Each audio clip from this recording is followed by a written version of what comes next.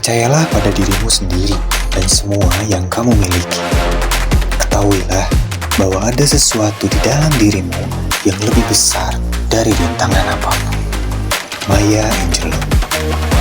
Kata-kata ini menampar aku karena aku sadar selama ini aku sendiri yang jadi penghalang bagi diriku sendiri. Bukan dunia, bukan orang lain, tapi diriku sendiri. Dan untuk pertama kalinya, aku menantang diriku sendiri. Bisakah aku berhenti meragukan diri ini selama 1 minggu penuh? Bisa gak ya kalau aku sepenuhnya percaya pada diriku dan mampu, bahkan aku cukup? Aku coba jalani tantangan itu. Dan hasilnya, bukan cuma mindset aku yang berubah, tapi hidup aku juga mulai ikut berubah. Halo semuanya, selamat datang kembali di channel ini. Hari ini, kita akan ngomongin satu hal yang mungkin lebih banyak merusak hidup kita dibandingkan kegagalan itu sendiri. Self-doubt, alias keraguan terhadap diri sendiri. Mungkin kamu pernah mengalaminya. Kamu punya ide bagus, kamu punya impian besar, tapi di dalam hati ada suara kecil yang bilang pada dirimu, kamu siapa sih? Kamu gak akan bisa. Jangan sok hebat deh. Dan akhirnya kita batal melangkah. Di video ini kita akan sama-sama menjelajahi kenapa kita bisa begitu sering meragukan diri ini dan bagaimana dampaknya dalam hidup sehari-hari. Dan yang paling penting, bagaimana hidup bisa berubah kalau kita mulai percaya pada diri sendiri. Jujur ya, banyak orang gagal bukan karena mereka gak punya potensi, tapi mereka terlalu sibuk meragukan potensi itu. Contoh sederhana, kamu ingin daftar kerja, tapi gak jadi kirim CV karena takut ditolak. Contoh lain, kamu pengen mulai bisnis kecil-kecilan, tapi mundur karena takut gagal. Contoh lain, kamu ingin konfes perasaan ke seseorang, tapi mundur karena merasa gak pantas. Self-doubt itu bukan cuma sekedar rasa ragu. Dia seperti racun pelan-pelan. Dia menyusup ke pikiran kita, bikin kita gak percaya diri, menunda-nunda, dan akhirnya hidup kita gak pernah bergerak kemanapun dan diam di tempat. Padahal, coba pikir deh, siapa sih yang bilang kamu gak bisa? Seringkali jawabannya, ya diri sendiri. Itulah sebabnya aku memutuskan buat mulai tantangan ini. 7 hari tanpa self-doubt. Dan aku pengen cerita apa yang terjadi dalam prosesnya. Hari pertama, aku sadar betapa seringnya aku ngomong negatif kepada diriku sendiri. Semisal, waktu aku mau ngambil keputusan besar, ada suara kecil yang selalu terngiang di dalam benak aku. Kamu gak cocok. Udah mending aman aja. Kalau gagal malu loh. Tapi kali ini aku mengalah. Dan setiap ada pikiran ragu, aku ganti dengan kata-kata afirmatif. Seperti, aku bisa.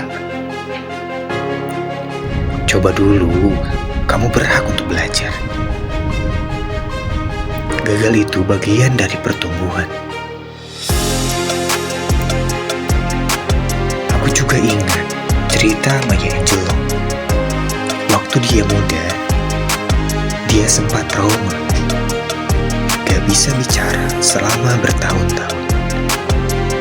Tapi dia bangkit dan akhirnya jadi salah satu suara paling kuat dalam sejarah sastra dan aktivisme di dunia. Kenapa bisa demikian? Jawabannya, karena dia berhenti hidup dalam bayang-bayang keraguan. Dia mulai percaya pada suaranya, dan itu aku pelajari. Dan timbullah suatu momen dan bisa dipegang sampai sekarang, yakni percaya pada suara diri sendiri adalah kekuatan. Hari keempat adalah titik baliknya. Aku lagi duduk sendiri di malam hari, menulis jurnal, dan tiba-tiba aku menulis satu kalimat. Kamu sudah cukup, bahkan sebelum kamu membuktikannya ke siapapun. Aku berhenti. Kalimat itu menamparku. Selama ini, aku pikir aku harus sukses dulu baru aku boleh percaya diri. Harus punya validasi dari orang lain baru merasa pantas. Padahal kepercayaan diri itu datang lebih dulu, baru kesuksesan mengikuti. Maya Angelou pernah berkata, kamu tidak bisa mengendalikan semua hal yang terjadi pada dirimu.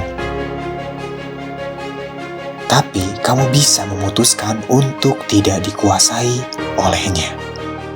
Dan malam itu aku memutuskan, aku gak mau dikuasai rasa ragu lagi dalam diriku sendiri. Dan aku akan mulai mencoba berubah dan mencoba hal-hal baru yang akan aku laksanakan di kehidupan ini. Setelah seminggu menjalani tantangan ini, aku belajar satu hal besar. Ketika kamu berhenti meragukan dirimu, segalanya mulai berubah. Bukan karena dunia berubah, tapi karena cara kamu melihat dirimu sendiri berubah.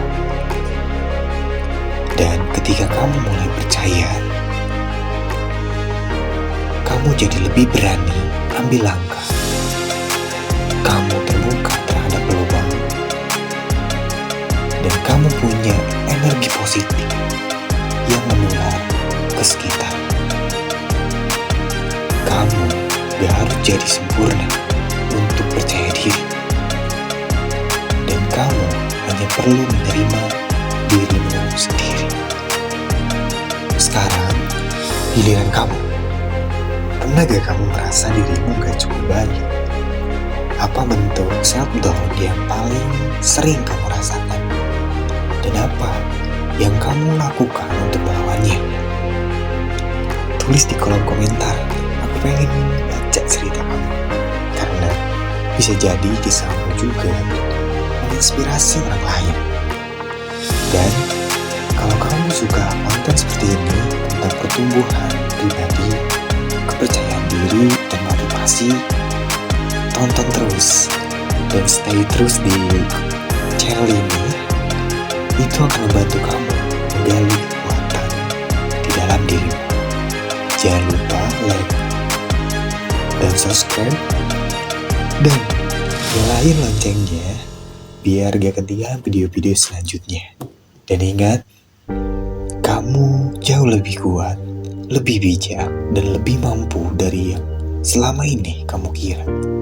Sampai jumpa di video selanjutnya.